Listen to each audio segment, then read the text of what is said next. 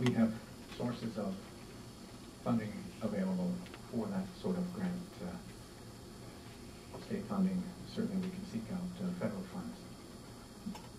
We know that state funding is probably going to decrease next year. We know that. We need to have some assurance from our Interior delegation that they're going to work as hard as they can to limit that decline. But I can tell you that the budget is going to decrease at the state level, and we will feel that locally. And then that puts the burden squarely on us who have to take care of ourselves. And that's a large part of the reason that I'm running. I recognize that that's our responsibility. And certainly as other sources of fund availability continue to decrease, then that responsibility becomes even more ours. And so I'm going to look to ourselves, and I'm going to ask ourselves, what are we going to do to solve our own problems? Thank you. Ms. Boyles, same question or a different one? I'll take the same one, thank you. Okay. We are going to have decreased state funding, and we do have a good Interior delegation that will have come through for us in the past, and I feel fairly sure they will do what they can for us this next year. Since I have been the mayor of the Fairbanks North Star Borough, we have been able to locally match that grant by 32% on an average. One year we did manage to match it by 37%. We may not be able to do that in the future for the next couple of years, but I think we have a lot of room to grow in looking for additional grant money. The grant resources to the borough has increased by 32% since I've been mayor, and I'll continue down that trend. Thank you. Mr. Ames, same question or a different one? Yes. Disabled seniors issues and seniors 300, please. The Fairbanks Borough is home for many retirees who prefer to age in place, but may need some home and community-based services to help stay at home. If you are elected, what will you do to preserve the home and community-based services we now have, and how would you expand them for those who will need them in the future? I think education and training, demographically seniors are the largest growing group we have, and they're an asset to our community. I've been a private property taxpayer for some years, been in Alaska for 41. As a public bus operator, I dealt with disabled people on the transit bus system and was always welcome to see seniors out and about. I'm a personal care attendant certified with the state of Alaska. I think revenue for those programs are important. I think relatives that meet the criteria for training should be certified and be allowed those resources necessary to take care of relatives and loved ones at home, at their place of residence, more inexpensively than in the institutionalized capacity. That revenue funding that I claimed interest in on behalf of North Full Fairbanks and the Fairbanks North Star Borough is a significant proportional share of ownership interest in the revenue royalty provisions in our compact provisions of the State Act, Mines and Mining, Section 28A1, 90%. Thank you. Thank you. Mr. Welton. I'll do the family issues for 200.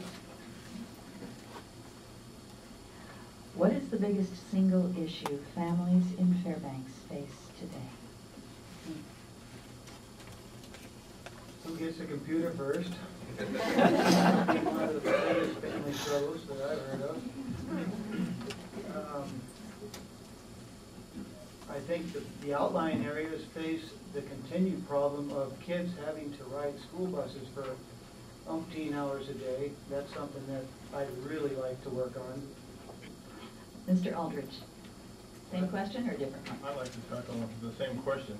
It was recently brought to my attention that we have a tremendous homeless issue with families, especially kids that I was unaware of below the age of 18.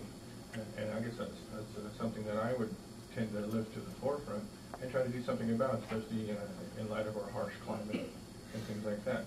The other issue that I might place as a secondary issue would be to create quality jobs that would enable our children to stay here in the interior as the economy gets turned around and things grow. Cotton, same question or a different one? Now let's try juvenile issues for 200. Parents and professionals have documented the lack of sufficient treatment. Many providers that we have currently to try and partnership around pulling in more money from federal grants and other resources to try and fill the gaps. One of them is with the kids. And what I like about it is it's a shared ownership of the problem. It's not just one group's problem or one program's problem. And I think it's going to help elevate the issue in a way that we can deal with it. And I think the borough needs to join that partnership. And that's what I'd like to see happen. Thank you. Mr. Jones, same question or a different one? Let's try disabled senior issues. For 100. For 100. Yeah. Many older persons depend on the borough for transportation. Do you feel that our current transit system is meeting the needs of our older citizens? If not, on your election, what would you do to improve our transportation options? I think they are providing adequate transportation for the seniors. You know, I have a mother-in-law who's a senior who relies on Van Tran to take her to her appointments, but I think it's one of the biggest problems we have is the timing. You know, she has to, if her appointment's at 12 o'clock, she has to catch a bus at 10 o'clock. So there's a long waiting period. I think we need to do something about the long waiting period that the seniors have through using the transit system. Thank you. Mr. Sutton, same question or a different one? Same one, I guess. Okay. Although you never know. might be better to take a different one. The transit system and the van transit is a very tough subject because, of course, it operates at a deficit, and that deficit is paid for by the property owners of the borough. And when you're sitting on the assembly, they don't hesitate to tell you what they think about that, especially if as most of them, never ride a bus. Van Trans system, I believe, is doing fine. We brought it under borough ownership. Borough brought the operators under borough employment a few years ago, and that was a very good move to do. We're mandated to run Van Trans service in a swath on each side of every bus line that we run. And I believe it's a half mile on each side of every regular bus line. I co-sponsored the bus line and Van Trans service to North Pole many years ago. Thank you. Thank you. That concludes our first round. Back to Mr. Whittaker. Your preference. Housing and public safety for 300. Recognize that it's our responsibility to deal with it here. I don't want to sound like a broken record, but if we continuously look for a state effort to deal with our local problems, it's not going to happen. We need to look to ourselves.